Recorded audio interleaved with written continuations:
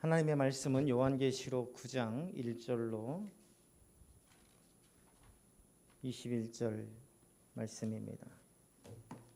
요한계시록 9장 1절로 21절.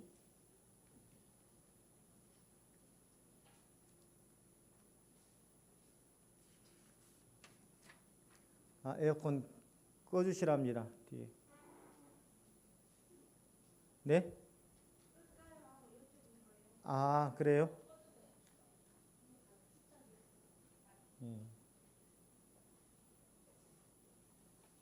예, 꺼주시랍니다.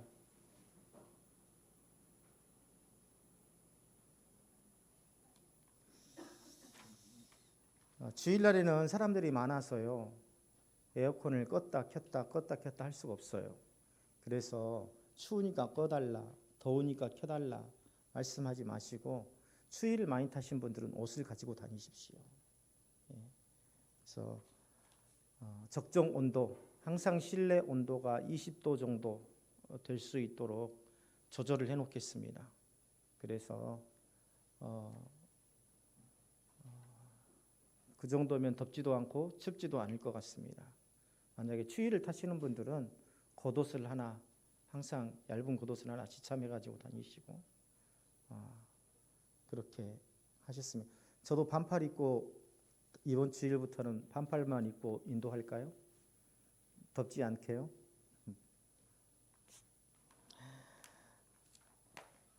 체질에 따라서는 더우신 분들이 있고 에어컨을 틀어도 선풍기를 트시는 분들이 있고 그래요. 그래서 나 혼자만이 맞출 수 없으니까 꼭 그렇게 감기 들지 않게 겉옷을 하나를 꼭 준비해 오시기를 바랍니다. 요한계시록 9장 1절로 21절. 사실은 오늘 하루 종일 앉아서 요한계시록 9장이 좀 복잡해요. 이게 그래서 오전부터 앉아가지고 하루 종일 준비를 했는데 왠지 영적으로 갑자기 팍 다운이 됩니다. 완전히. 그래서 그래도 말씀을 전하겠습니다. 9장 1절부터 21절 우리 한 절씩 교독해 올리겠습니다. 1절입니다.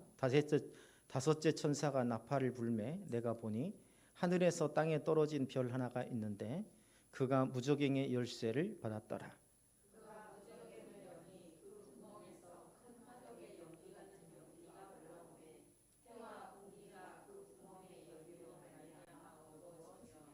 또 황충이 연기 가운데로부터 땅 위에 나오매 그들이 땅에 있는 전갈의 권세와 같은 권세를 받았더라.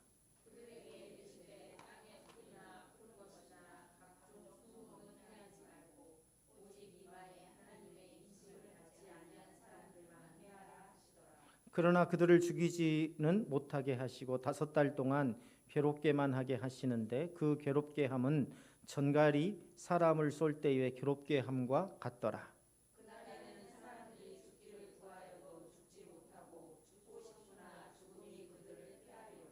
황충들의 모양은 전쟁을 위하여 준비한 말들 같고 그 머리에 금 같은 관 비슷한 것을 썼으며 그 얼굴은 사람의 얼굴 같고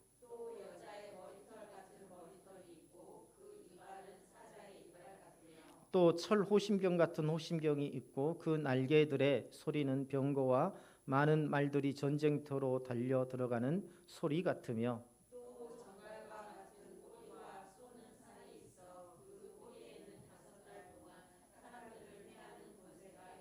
그들에게 왕이 있으니 무저갱의 사자라. 히브리어로는 그 이름이 아바돈이요 헬라어로는 그 이름이 아볼론이더라.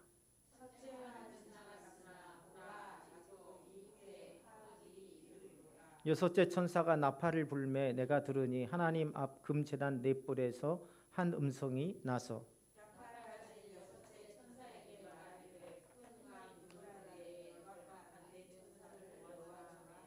네 천사가 놓였으니 그들은 그 연월일 시에 이르러 한 사람 3분의 1을 죽이기로 준비된 자들이더라.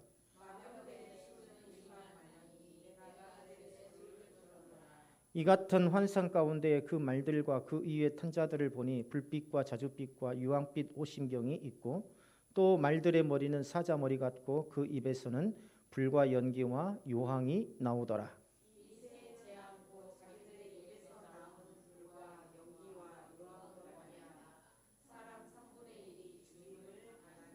이 말들의 힘은 입과 꼬리에 있으니 꼬리는 뱀 같고 또 꼬리에 머리가 있어 이것으로 해하더라. 이 재앙에 죽지 않고 남은 사람들은 손으로 행한 를 회개하지 아니하고 오히려 여러 귀신과 또는 보거나 듣거나 다니거나 하지 못하는 그 문동과 목석의 우상에게 절하고 또 그 살인과 복술과 음행과 도둑질을 회개하지 아니하더라. 아멘.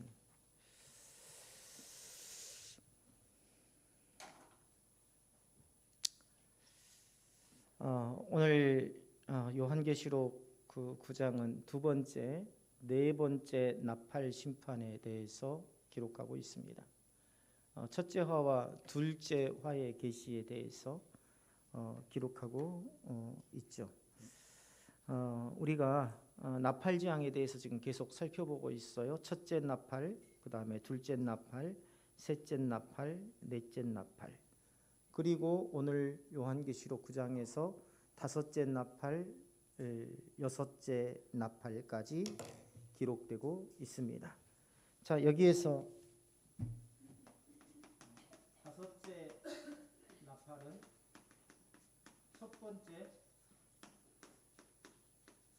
화가 됩니다. 그 다음에 여섯째 나팔은 둘째 화가 됩니다.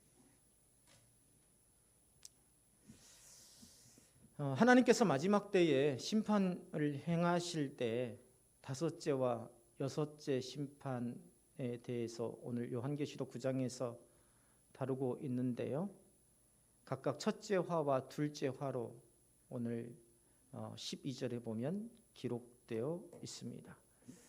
자, 이전에 우리가 살펴본 8장의 네 나팔 심판이 주로 자연계에 대한 재앙이었다면 이 9장부터는 실제로 이제 인간에게 또 인간의 영혼에 직접적인 심판이 이루어지는 그러한 내용으로 전개되고 있습니다. 자, 개혁주의 관점에서는요, 이 장을 문자적 시간으로 보기보다는 요한계시록 전체가 그렇죠. 요한계시록 9장뿐만 아니라 요한계시록 전체를 상징과 은유로 보는 것이 바로 개혁주의적 관점이다.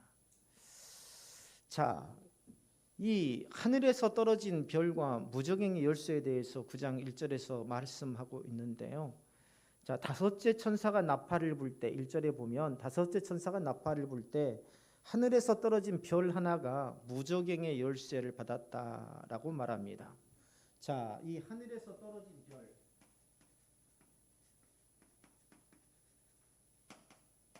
자연계에서는 이 하늘에서 떨어진 별을 뭐라고 하죠? 유성이라고 하죠. 근데 여기 본문에서 말하는 것은 유성을 말하는 것이 아닙니다. 자, 떨어진 별, 이것은 타락한 영적 존재를 말하는 거예요.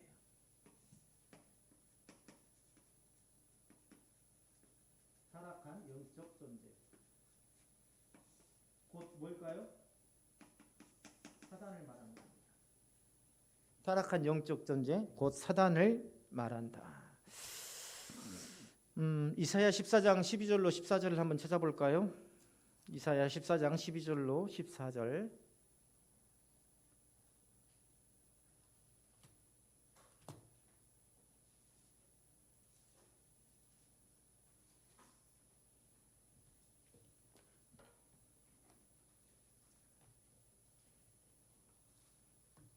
이사야 14장 12절로 14절. 우리 12절부터 다 같이 한번 읽어보겠습니다.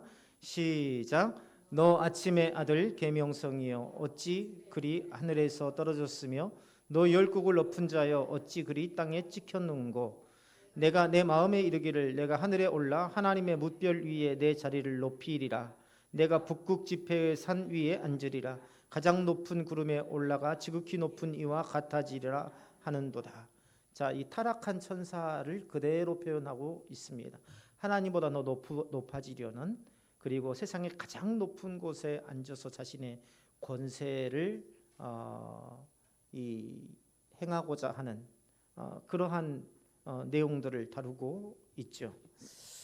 자, 이 요한계시록 9장 1절에서 떨어진 별이 바로 타락한 천사라는 것을 이사야서 14장 12절과 14절에서 말씀하고 있습니다. 그리고 누가복음 10장 18절 한번 보세요. 거기에 보면은요, 사탄이 하늘로부터 번개같이 떨어지는 것을 내가 보았노라라고 예수님께서 말씀하십니다. 다시 말하면 타락한 천사가 하늘로부터 하나님께로부터 땅으로 버려짐을, 내침을 당했다라는 것을 말씀하고 있죠. 그리고 요한계시록 12장 9절에 보면, 우리 요한계시록 한번 찾아볼까요? 요한계시록 12장 9절에 보면, 자, 다 같이 한번 읽어보겠습니다. 시작. 큰 용이 내쫓기니 곧 옛뱀 곧 마귀라고도 하고 사탄이라고도 하며 온 천하를 꾀하는 자라. 그가 땅으로 내쫓기니 그의 사자들도 그와 함께 내쫓기니라.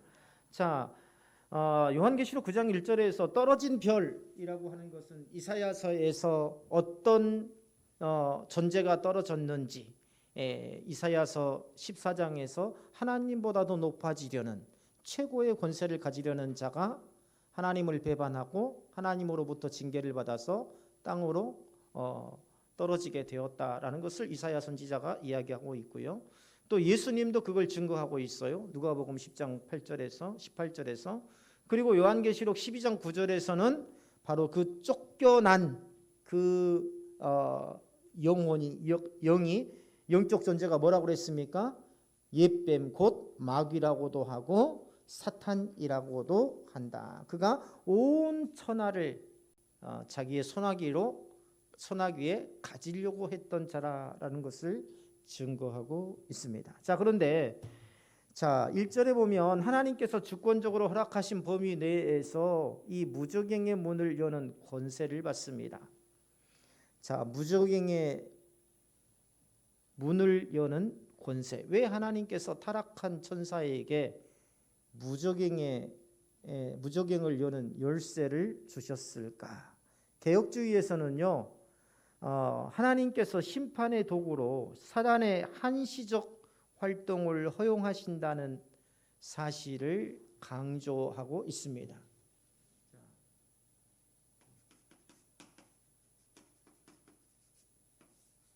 오늘날에도 마찬가지죠.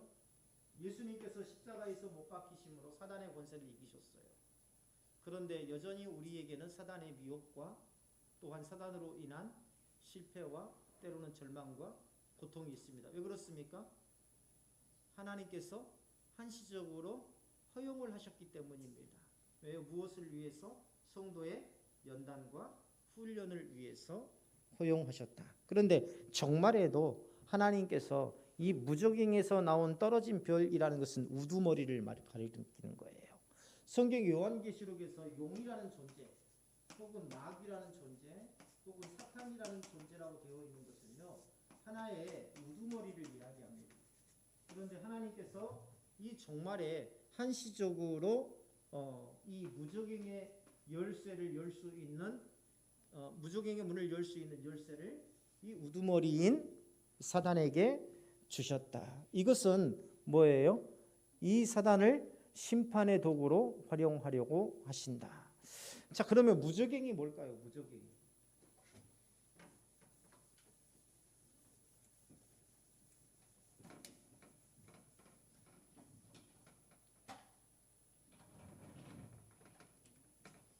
무저갱이 뭘까요? 단어의 뜻은요, 끝없는 심연이라고 합니다. 끝이 없다는 것은요, 바닥이 없다는 겁니다. 바닥이 없다는 거예요. 아주 깊은 캄캄한 영적인 심연, 끝이 없는 깊은 구덩이. 그래서 사단과 악한 영들의 임시적인 감금처. 무저갱의 열쇠를 줬다라는 것은 뭡니까? 그것을 열 수 있는 열쇠, 그것을 열 수 있는, 무저갱의 문을 열 수 있는 열쇠를 임시적으로 주었다는 거죠. 그러면 이 무저갱 안에가 뭐가 들어있다는 거예요? 사단의 우두머리도 들어있고 사단의 졸개들도 들어있고. 사단의 우두머리 곧 용이라고 했죠. 또 사단의 졸개들은 이제 이 뒤에 나오는데요. 그들이 누구냐면 바로 황충이라는 존재로 나옵니다. 황충들, 수많은 황충들. 이 무적행에서 이제 나오게 되죠. 자, 그런데요, 이 무적행에는 지금 이들이 갇혀져 있었어요. 임시로 갇혀져 있었습니다. 그러면 무적행이 뭐냐? 오늘 9장 1절 2절 보면은요, 다섯째 나팔 심판 때에 하늘에서 떨어진 별이 무적행의 열쇠를 받아서 그것을 열자 연기와 황충이 올라옵니다. 자, 이 장면은 뭐냐면 악한 영들이 활동하기 위해서 잠시 풀려나는 그러한 영적인 사건을 묘사하는 겁니다. 또 누가복음 8장 31절에 보면 무적행에 대해서 언급하고 있어요. 한번 찾아볼까요? 누가복음 8장 31절.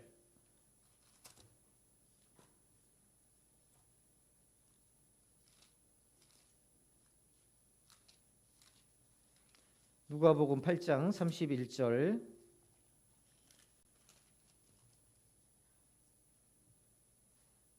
다 같이 읽어볼까요? 시작. 30절부터 읽어볼게요. 시작. 예수께서 내 이름이 무엇이냐 물으신즉 이르되 군대라 하니 이는 많은 귀신이 들렸습니다. 무적응으로 들어가라 하지 마시기를 간구하더니. 자, 이 장면에서 무적행은 귀신들이 두려워하는 영적인 감옥과 같은 곳이다 하는 것을 알 수가 있죠. 그리고 계시록 20장 1절로 3절 우리 한번 볼까요? 계시록 20장 3절.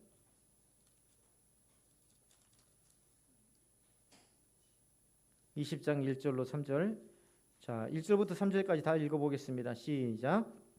또 내가 보매 천사가 무적행의 열쇠와 큰 쇠사슬을 그의 손에 가지고 하늘로부터 내려와서 용을 잡으니 곧 옛뱀이요 마귀요 사단이라 잡아서 1000년 동안 결박하여 무적행에 던져놓고 잠그고 그 위에 임봉하여 1000년이 차도록 다시는 만국을 미혹하지 못하게 하였는데 그 후에는 반드시 잠깐 노일이라. 이 잠깐 노일이라 하는 게 바로 지금 요한계시록 9장에서 나오는 나팔재앙, 다섯 번째 나팔재앙. 그리고 그 무적행의 문이 열림으로써 황충들이 나오는 그 재앙을 이야기합니다. 자, 그래서 이 개혁주의에서는, 우리 장로교에서는 이 무적행을 단순히 어떤 지하세계나 물리적인 어떤 그런 지옥으로 보지 않습니다. 첫째는 아까 이야기했지만 사단과 악령들의 감금처, 사단의 감금처가 바로 무적행이다. 자, 무적행은요 최종적인 이 지옥과는 구분됩니다. 무적행하면 지옥 아니냐, 그런데 지옥과는 구별되는 사단의 감금처다 그랬습니다. 그래서 성경에서는 어떤 식으로 이 무적행을 다른 말로 어떻게 표현하냐면 불못이라고 표현합니다. 그리고 세번역 성경 같은 경우는 이걸 게헨나라고 표현하고 있어. 이 게헨나라는 단어가 나는 어디서 나왔는지는 안 찾아봐서 모르겠습니다. 그런데 새 번역에는 새 번역 성경이 어떤 성경인지 아세요?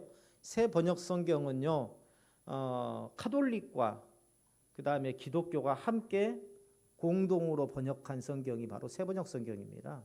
그런데 새 번역 아마 이 카톨릭 용어인 것 같아요. 그래서 새 번역 성경을 보면 새 번역 성경 야고보서 3장 6절에 보면 오늘 이 무적행을 게헨나라고 기록하고 있어요. 게헨나. 그래서 종말 이전까지의 잠정적으로 종말 이전까지 잠정적으로 악을 가두는 공간이 바로 무적행이다. 그래서 사단은요 아직 완전히 멸망하지 않았지만 무적행에 결박될 수 있고, 아까 계시록 20장 1절에서 3절에서 말한 것처럼 무적행에 결박될 수 있고, 또 예수 그리스도의 십자가 대속으로 인해서 예수님께서 십자가에서 죽으심으로 이 사단의 권세가 결박되어서 현재 이 사단의 권세가 제한적으로만 허용되고 있다라는 것을 보여주죠. 자, 그래서 두 번째는 종말의 심판과 연결된다. 종말 심판과 관련된 임시 장소다. 세 번째, 영적 흑암의 상징이다.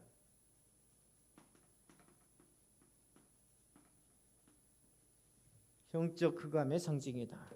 자, 무저갱이라는 것은 영적으로는 어떤 것을 이야기합니까? 하나님과의 단절되어 있다는 거죠.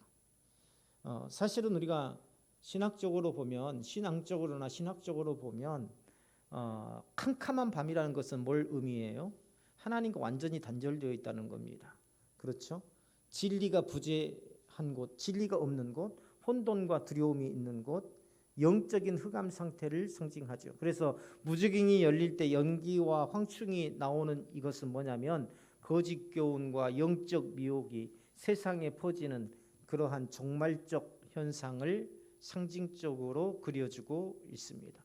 요즘처럼 이단들이 곳곳에 활동하고 왕성하게 움직이고 이번에 또 통일교가 정치와 밀접하게 관련이 되어 있다라는 것, 또 신천지가 정치인들과 아주 밀접하게 관련이 있다는 것, 그런 것들이 이번에 여러 가지 그 정치적인 상황들을 통해서 드러나지 않았습니까? 그렇죠? 자, 신천지는요 이 무저갱을 뭐라고 이야기하냐면, 자, 이게 개혁주의적 관점이에요. 개혁주의에서는 사단의 감금처다, 종말과 심판과 관련된 사단을 가두는 임시 장소다. 그 다음에 세 번째, 영적 흑암을 상징한다라고 이야기하고 있습니다. 그런데 신천지에서는요 이 무저갱을 뭐라고 하냐면 청지기 교육원이라고 합니다. 청지기 교육원. 청지기 교육원 아세요? 청지기 교육원이라고 해요. 청지기 교육원이 뭐냐 제가 조금 더 설명을 해드릴 거예요. 어떤 하나의 기관을 이야기합니다. 실제로 교류 시킬 때 무저갱을 청지기 교육원이라고 가르쳐요. 신천지에서 그래요. 그래서 그것이 본부, 황충들이 나오는 그러한 본부라고 해석을 합니다. 그런데 성경 어디에도요 무저갱을 특정 교육기관이나 장소, 건물로 규정하지 않고 있다라는 것. 그리고 무저갱은 열쇠로 여는 곳이고 영적 존재들이 들어가는 곳이다. 이것은 비물질적 상징적 차원의 영적인 개념이죠. 자, 계시록 20장에서요 사단이 무저갱이 가두어졌다가 풀려나는 장면은요 영적 실체인 사탄이 활동을 잠시 제한받는 사건입니다. 어떤 인간의 조직이나 집단이 무저갱이 될 수 없다 하는 것을 우리가 잘 깨달아야 됩니다. 아까도 이야기했듯이 사단의 감금처이지, 그리고 영적 흑암을 상징하는 거지 어떤 사람이 만든 기관이 무저갱이 될 수가 없다. 그러면 이 신천지에서 말하는 이 무저갱이라는 청지기 교육원은 뭐냐? 아마 들어보신 분들은 있을 거예요. 그 탁성환 원장이라고요. 안 들어보셨으면 이 탁명환 소장이라고 들어봤을 겁니다. 들어봤죠? 그 현대 종교의 탁명환 소장님 들어보시지 않으셨어요? 현대 종교라는 신앙 잡지가 있는데 그 신앙 잡지는 주로 뭘 다루냐면 이단들에 대해서, 사이비에 대해서 다룹니다. 그래서 현대 종교를 창간한 탁명환 소장님의 형님이 바로 탁성환 목사님입니다. 그런데 이분이 청지기 교육원을 설립을 해요. 근데 청지기 교원에서 뭘 가르치냐면 이 목회자는 설교에 머물러서는 안 되고 실천적인 삶을 살아야 한다라는, 그래서 목회자들을 불러서 그러한 목회자로서의 소양과 실천적인 삶을, 다시 말하면 신학교에서 가르치지 않는 목회자로서의 깊은 소양과 삶에서의 실천적인 방법들이 무엇이 있는지를 구체적으로 가르쳐주는 것이 바로 청지기 교육원이었습니다. 좋은 곳이에요, 나쁜 곳이에요? 좋은 곳이죠. 예, 굉장히 좋은 곳입니다. 형제분들이 참 좋은 그런 신앙적인 일들을 굉장히 많이 했어요. 자, 그런데요, 이분이 탁성환 목사님, 다시 말하면 청지기 교육원의 설립자가 바로 탁성환 목사님인데, 근데 이 신천지는 이 청지기 교육원을 무적행이라고 가르칩니다. 여기에서 우리가 주목해야 될 사람이 있는데요, 이 청지기 교육원을 왜 무적행이라고 하냐면, 청지기 교육원에 두 사람이 관련되어 있어요. 하나는 김종두라는 사람이고요, 하나는 이 앞전에 아마 들어보셨을 겁니다. 오평호라는 사람이에요. 자, 이분은요, 청지기 교육원에 아까 탁성환이라는 이 분이 탁명환 소장님의 형님이라고 했는데, 탁명환 이 소장님, 탁명환 목사님은 돌아가셨죠? 누구한테 돌아가셨냐면 1994년 신천지 교인한테 피살당하셨어요. 그리고 이제 탁성환 목사님은 이 청지기 교육원의 설립자고, 그다음에 이 김종두 목사님이라는 분이 운영자였습니다. 운영자. 그리고 이 오평호라는 사람을 우리가 주목해야 되는데, 이 오평호라는 사람이 어떤 사람이냐면 원래는 목사였습니다. 정통교회 목사였어요. 그러다가 신천지에 포섭이 돼요. 그래서 신천지 조직으로 들어가 가지고 어디에 기여를 했냐면 신천지 교리를 만드는데 역할을 한 사람입니다. 이 오평화라는 사람이. 근데 나중에 보니까 이 신천지가 잘못됐다는 것을 깨달았어요. 뭐 교리까지 만들 정도면, 본인이 교리까지 만드는데 기여할 정도면 사실은 나중에 깨달은 게 아니라 뭔가 조직에서 이게 뭔가 내가 잘못했구나라는 것을 깨달았겠죠. 그렇겠죠. 그래서 어찌됐든 신천지에서 나와요. 신천지에서 나와가지고 어디로 들어가냐면 청지기 교육원으로 들어갑니다. 목회자를 교육시키는 곳이니까. 거기에서 뭘 하냐면 거기에서 총무일을 맡아봐요. 총무일을. 청지기 교육원에서 총무일을 맡아봅니다. 그래서 신천지 입장에서 볼 때는 누가 죽일 놈이에요? 오평호라는 사람이 죽일 놈이죠. 그리고 그가 근무하는 이 청지기 교육원은 무적행이 되는 겁니다. 왜냐하면 이 오평호라는 사람이 신천지 교리에 대해서 훤히 알고 있으니까 이 신천지의 잘못된 교리를 이 청지기 교육원에다가 근무하면서 다 이야기했을 것 아닙니까? 그래서 여기에서 신천지가 잘못되었다는 것들을 많은 목사들이 알게 될 것 아닙니까? 그렇죠? 그래서 신천지에서는요, 이 오평호라는 사람을 하늘에서 떨어진 별, 아까 하늘에서 떨어진 별이 뭐라 그랬죠? 네? 정통교회에서는 개혁주의 신학에서 하늘에서 떨어진 별을 뭐라 그랬어요?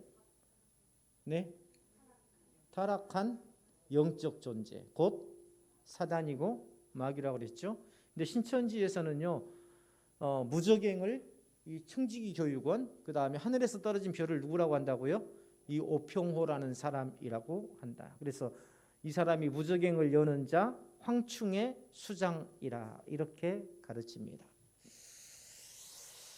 자, 웃음밖에 안 나오죠. 그런데 이것을요, 가두어 놓고 몇 개월 동안 집중적으로 가르치면 세뇌가 돼요. 우리가 지금 우리나라의 정치적인 상황도 그렇잖아요. 그렇죠? 지속적으로 동일한 뉴스에 노출이 되면 어떻게 돼요? 세뇌가 됩니다. 세뇌가 돼요. 여기서는 대한노인 영상에서 안 나가야 됩니다. 여기서는 대한노인협회의 영향력이 어느 정도 있는지는 모르겠지만 강원도 쪽에서는 대한노인협회의 영향력이 대단합니다. 그래서 대한노인회에서요, 노인들한테 경기도 쪽, 강원도 쪽 노인들한테 지속적으로 카톡을 보내요. 매일 계속 뉴스를 보냅니다. 그 뉴스가 무슨 뉴스예요? 전부 다 가짜 뉴스입니다. 전부 다 가짜 뉴스. 그러면서 세뇌를 시켜요. 카톡을 어떻게 세뇌를 시키냐면 지금 지상파 모든 방송은 다 거짓말을 이야기하고 이 카톡 단톡방에서 노인들한테 보내는 뉴스만이 진짜 뉴스 사실이다. 계속 노인회관에서도 이야기하는 게 다 그와 관련되어 있어요. 그래서요, 사실은 이게 그쪽에 강원도 쪽 이쪽 사람들은 구구가 안 될 수가 없어요. 구구가 안 될 수가 없습니다. 왜냐하면 연세 드신 분들은 전부 다 그런 식으로 세뇌가 되어 있어요. 이것처럼 신천지에서도 집중적으로 몇 개월 동안 교리 교육을 시키면서 우리가 들을 때는 말도 안 되는 소리잖아요. 그렇죠.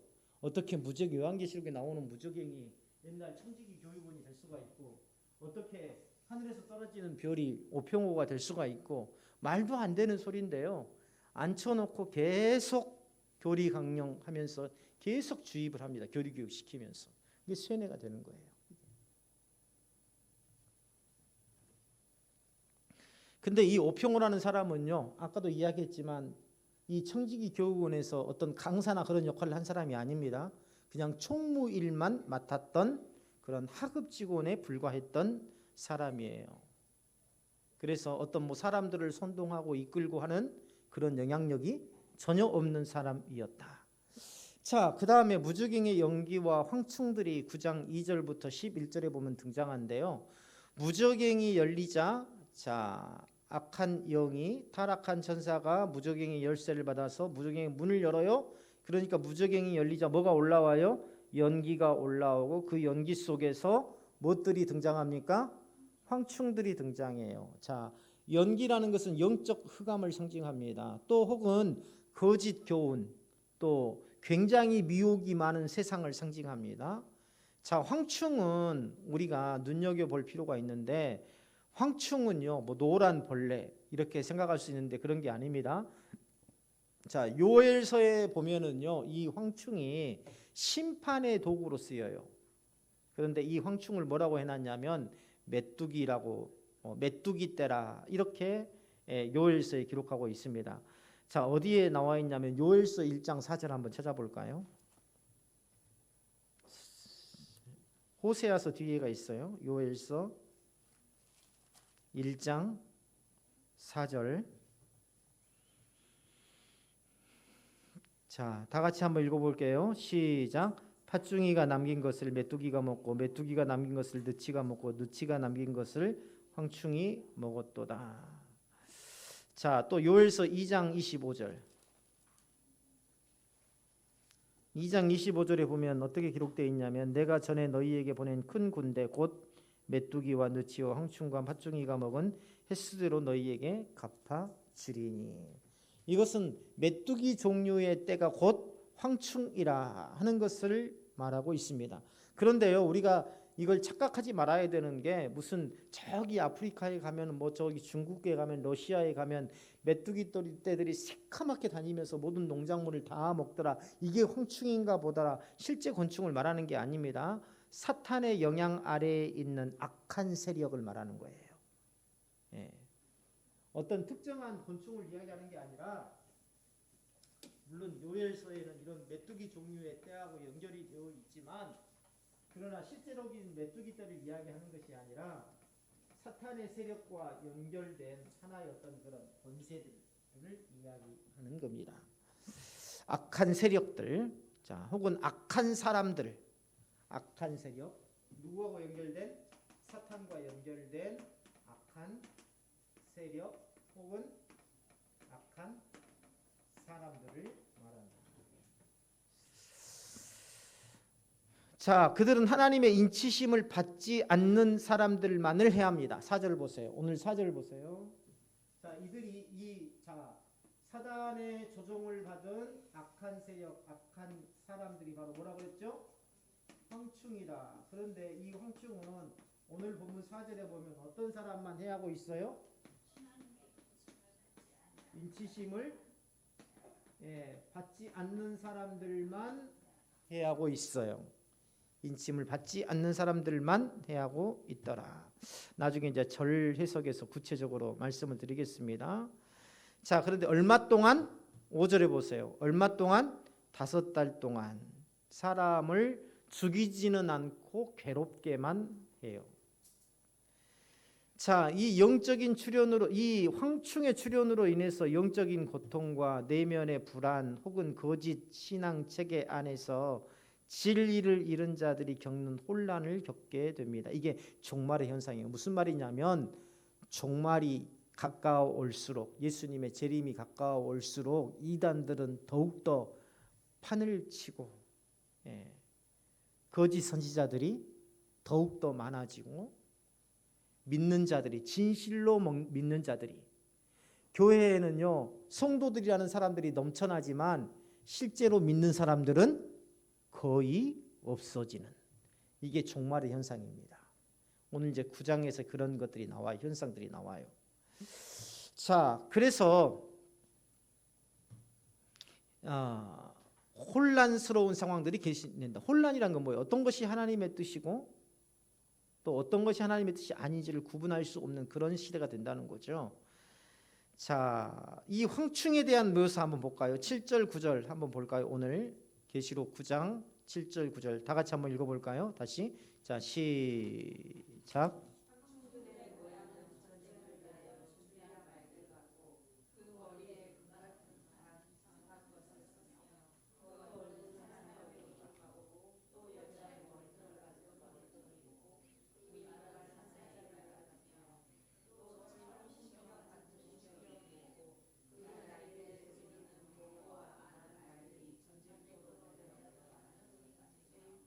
자, 황충에 대한 묘사가 7절부터 9절까지 나와 있어요.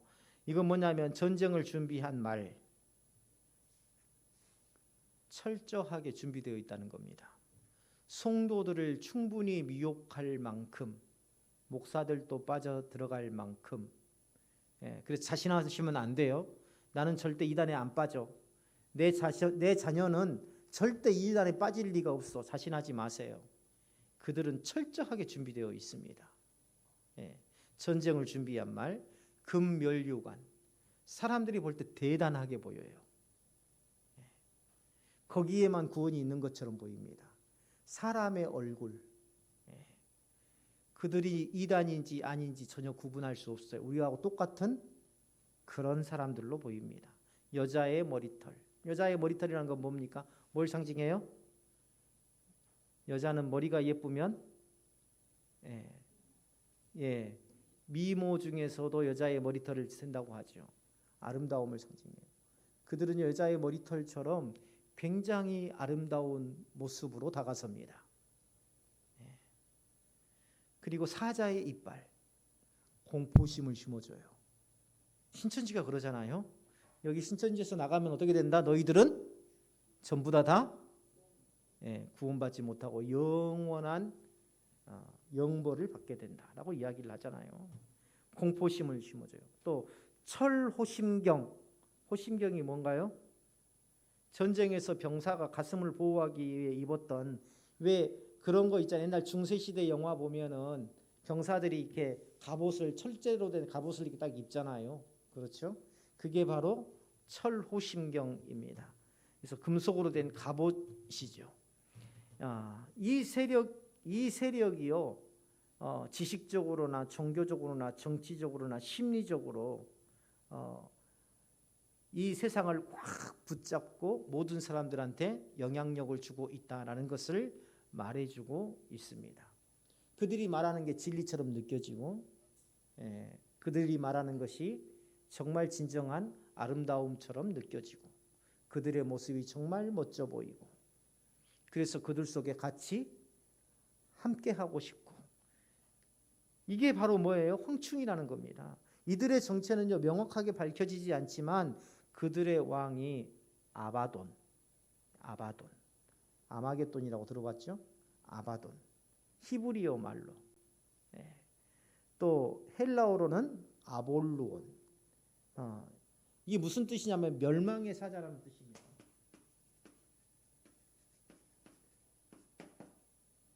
멸망의 사자. 사단의 영향력 아래에 있는 사상, 우리가요 정신 똑바로 차려야 됩니다. 지금은요 마지막 때예요.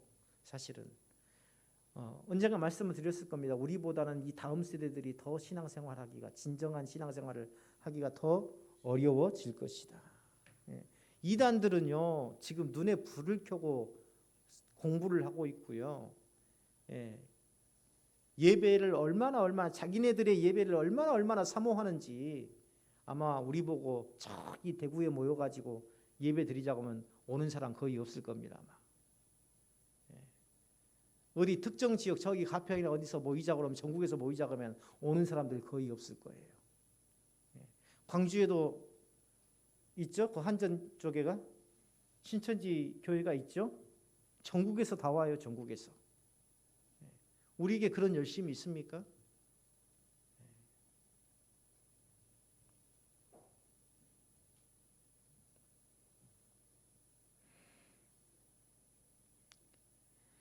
자, 그 다음에 9장 13절로 19절에 보면은요, 황충들이 나오고 이제 여섯째 나팔이 부르죠. 여섯째 나팔이 아까 말씀드렸죠? 요한계시록 9장에는 화로다 두 번이 나와요. 자, 첫 번째 화는 몇 번째 나팔? 다섯 번째 나팔. 두 번째 화는 여섯 번째 나팔. 자, 다섯 번째 나팔에서는 뭐가 나왔습니까?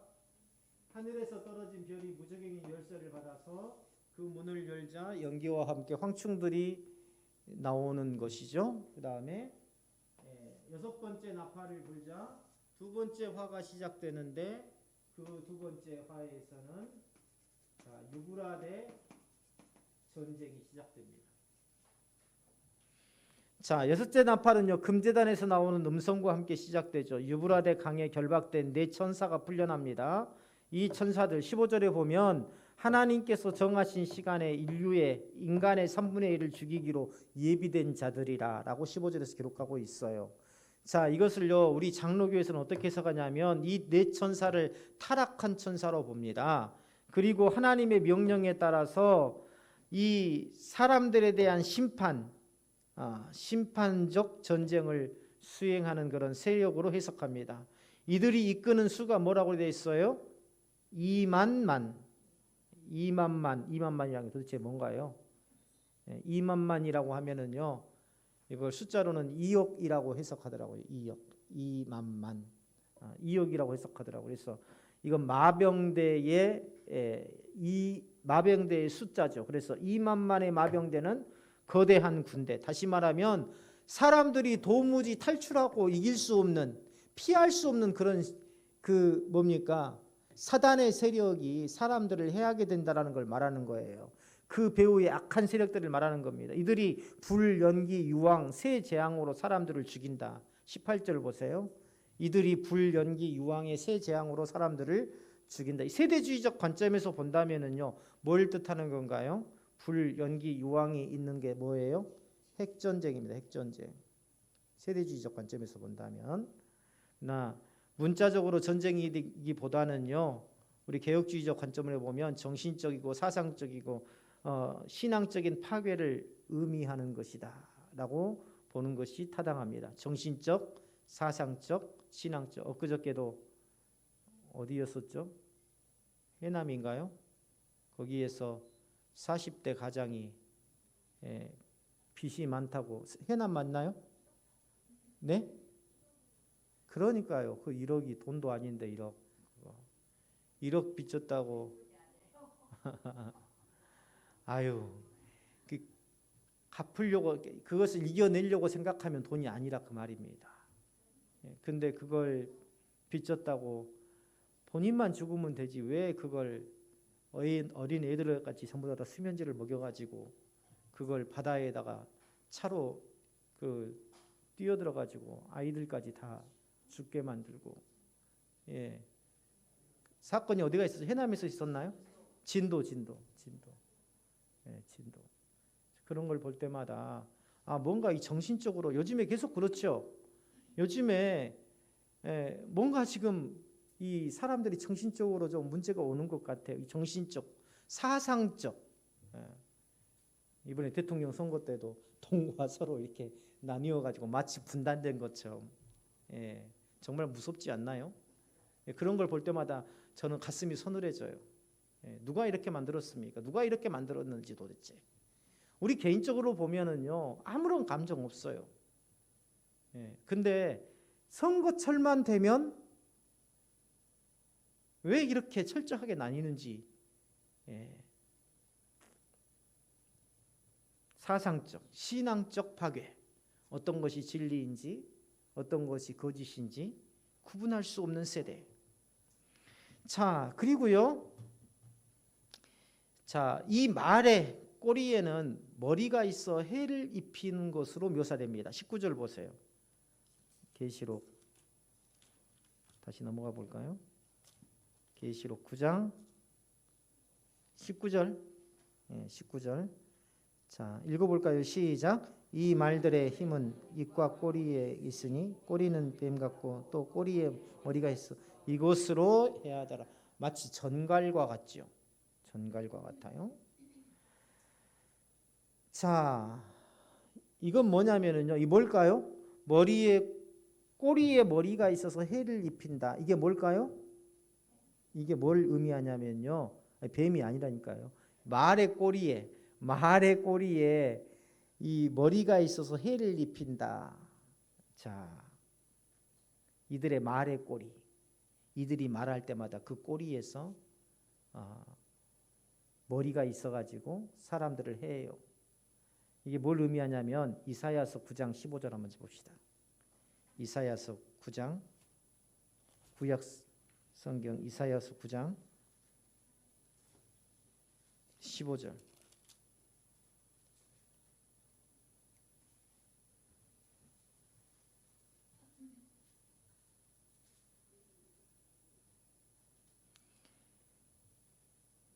자, 15절 다 같이 읽어볼까요? 시작. 그 머리는 곧 장로와 존귀한 자요, 그 꼬리는 곧 거짓말을 가르치는 선지자라. 여기에서 머리가 달린 꼬리는 누구를 말하냐면 이사야 선지자에 의하면 거짓말을 가르치는 선지자래요. 거짓말을 가르치는 선지자. 거기다가 써놓으세요. 이사야 9장 15절 해가지고 거짓말을 가르치는 선지자. 다시 말하면 거짓 선지자를 말한다는 거죠. 자, 그런데 여기에서 이 유브라데 전쟁을 통해서 많은 사람들이 죽어요. 많은 사람들이 죽는다는 것은 엄청난 고통을 받는다는 거죠. 엄청난 고통을 받는데 사람들이 회개할까요? 회개하지 않아요. 이상하니요, 사람들이 삶 속에서 여러 가지 시험을 당하거나 고통을 받으면 하나님의 뜻을 헤아려야 되고 하나님 앞에 돌아와야 되는데 오히려 우리는 주변에서 보면 더 강팍해지는 걸 볼 수가 있습니다. 더 강팍해져요. 지금 이 요한계시록 9장 20절부터 21절까지가 그걸 이야기하고 있는 거예요. 20장 21절, 20절과 21절 읽어볼까요? 요한계시록 9장 20절, 21절 시작.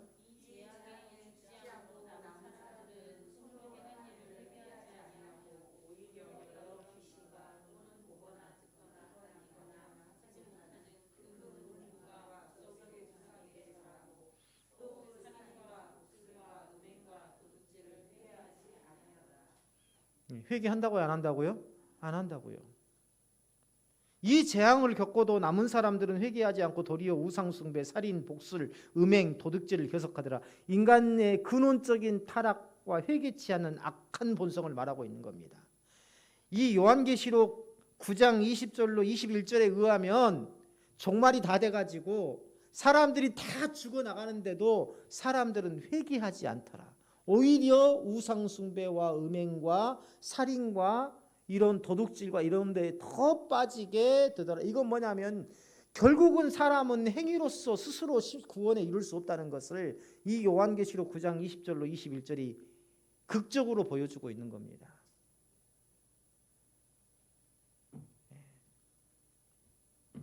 또한 우리가 깨달아야 된 건 뭐냐면 심판은 사람을 변화시키는 수단이 될 수 없다. 심판은 사람을 변화시키는 수단이 될 수 없다. 오직 무엇으로만? 하나님의 은혜와 예수 그리스도의 십자가 희생이라는 이 복음만으로 사람이 회개에 이를 수 있고 구원을 얻을 수 있다 하는 것을 우리에게 가르쳐주고 있습니다. 자,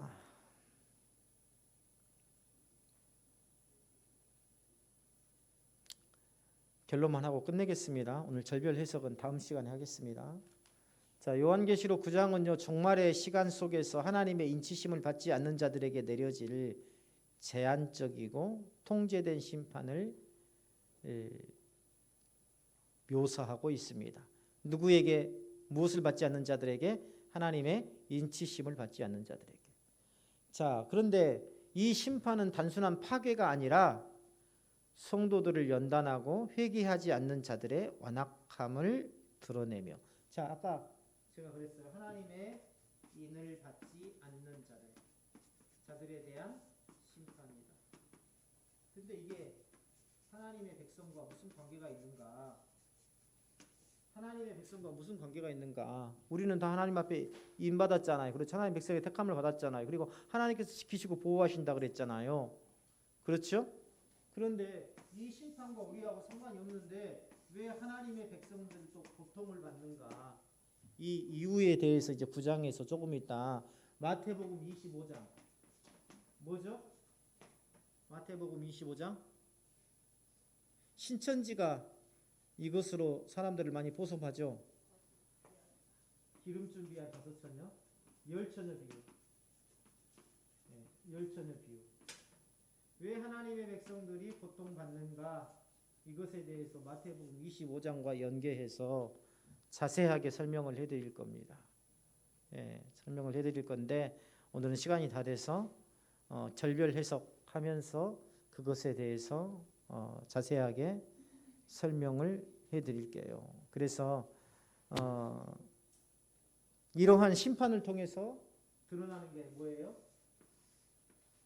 자, 악한 자를 악인을 심판하시고 선한 자라는 것은 예수 그리스도에 대해서 구원받은 하나님의 백성이죠.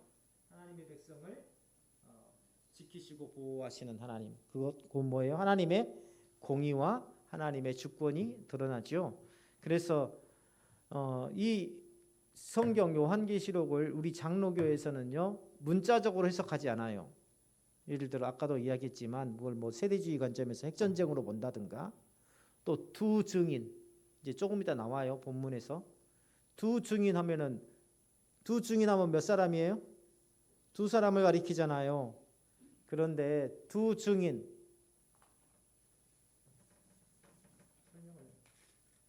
이것만 두 증인에 관해서만 잠깐 하고 넘어갈게요.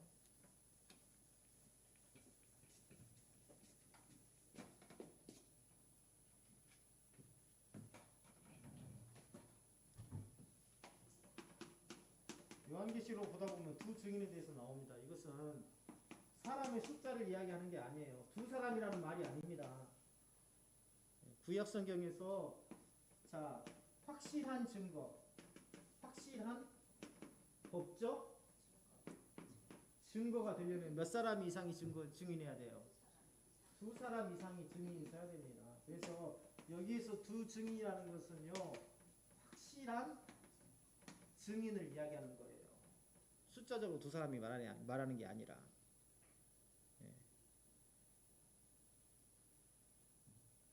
신천지에서는 이것을 하나는 뭐고 하나는 뭐다 이렇게 이야기하는데 이것 자체가 잘못된 해석입니다. 두 증인이라는 것은 확실한 증인. 그래서 개혁주의적 관점에서 볼 때는 이 두 증인은 뭘 가리키냐? 교회를 가리킵니다. 어떤 교회? 하나님의 교회. 예수 그리스도의 몸된 교회를 가리켜요.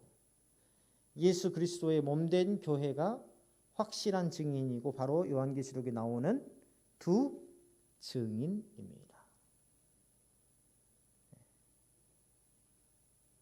나중에 절별 해석에서 자세하게 설명을 해드리겠습니다. 자, 그래서요 이것처럼 문자적으로 해석하지 않아요. 문자적으로 해석한다면 이 숫자가 두이니까 둘이 돼야 돼요. 그렇죠? 예. 많은 사람들이 하나님의 백성으로서 교회에서 예배를 드리는 성도인 것 같지만은요 실제로는 말할 수 없이 영적으로 타락해져 있다는 것을 요한계시록에서 말하고 있어요. 지금 우리가 볼 때는 너도 나도 하나님 믿는다, 교회 다닌다 하지만 실제로 우리의 믿음은요 내 스스로도 돌아볼 여지도 없이 굉장히 타락해 있다 하는 것을 어디서 이야기하냐면 이 요한계시록에서 이야기하고 있는 겁니다.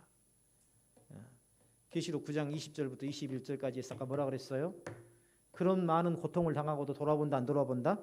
돌아보지 않고 회개하지 않는다라는 것.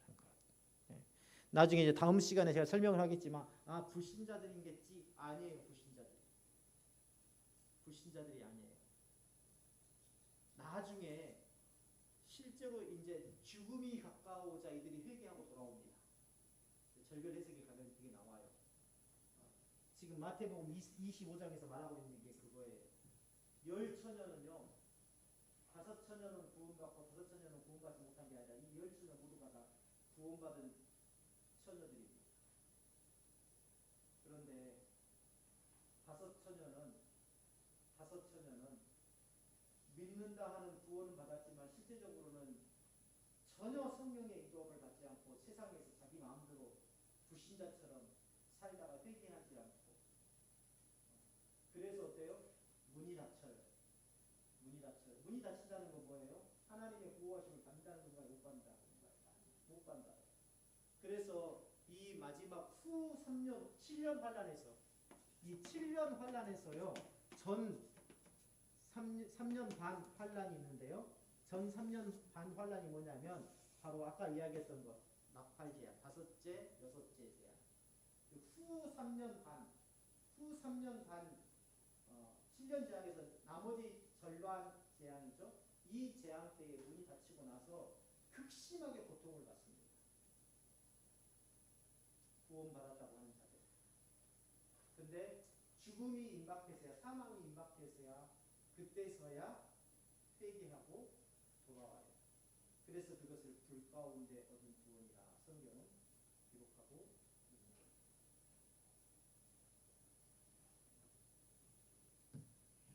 그래서 두 개로 나뉘어요. 구원받은 자들이. 마태복음 25장에 의하면 성도 중에 하나님의 백성 중에서 한 부류는 자신의 삶 속에서 구원을 받았고 자신의 삶 속에서 하나님의 말씀을 지키며 자기를 돌아보고 성령의 인도함을 따라 하나님의 백성으로서의 정체성을 지키며 살아가는 성도들은 별도의 하나님이 이제 끝났다고 빨리 끝내자고 저기 별도의 하나님의 보호하심을 받습니다. 보호하심을 받아요. 그런데 회개하지 아니하고 자기 뜻대로 구원은 받았으되 세상 사람들과 똑같이 사는 사람들은 문이 닫히고 나서 거기에서 이 3년 반 동안 엄청난 고통과 환난을 겪게 되죠. 그리고 나중에 회개하고 돌아오지만 결국은 구원받아요. 회개하고 돌아오지만 결국에는 그것을 불 가운데 얻은 구원이라고 말합니다. 여기서 절별 해석할 때에요. 마태복음 25장과 연계해서 아주 자세하게 설명을 해줄 겁니다. 다음 주에는 굉장히 중요한 대목이에요. 그래서 여러 가지 신천지에서 강조한 미혹하는 그런 본문들이 이제 다음 시간에 등장을 하게 됩니다. 오늘은 여기까지 하겠습니다.